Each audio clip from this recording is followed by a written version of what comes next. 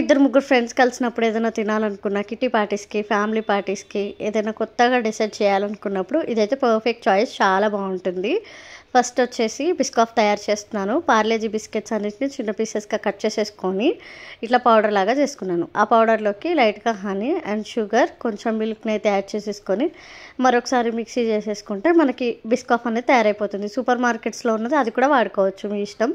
తర్వాత పార్లేజీ బిస్కెట్స్ అన్నిటిని చిన్న పీసెస్గా కట్ చేసుకొని మిక్సీ జార్లోకి వేసుకొని మంచిగా పౌడర్ని చేసుకోవాలి. ఆ పౌడర్లోకి బటర్ని యాడ్ చేసుకొని బాగా మిక్స్ చేసుకోవాలి. మిక్స్ చేసుకున్నదంతా ఒక ట్రాన్స్పరెంట్ బౌల్ ఏదైనా తీసుకొని అందులోకి ఒక లేయర్ వచ్చేంత వరకు వేసేసుకొని ఇలా స్పూన్స్తో అయితే బాగా ప్రెస్ చేయాలి.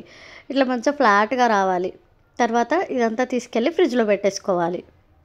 తర్వాత మరొక గిన్నెలో జస్ట్ మిల్క్ని వేసేసుకొని అవి బాగా మరిగాక అందులోకి లైట్గా కార్న్ఫ్లోర్ని యాడ్ చేసేసుకొని ఉండలు లేకుండా బాగా కలుపుతూనే ఉండాలి.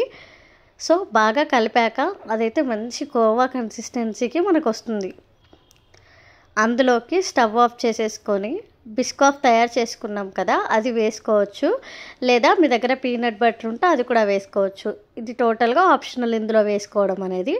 తర్వాత ఇందాక తీసి పెట్టుకున్న దాంట్లోకి ఒక లేయర్ లాగా వేసేసుకోవాలి.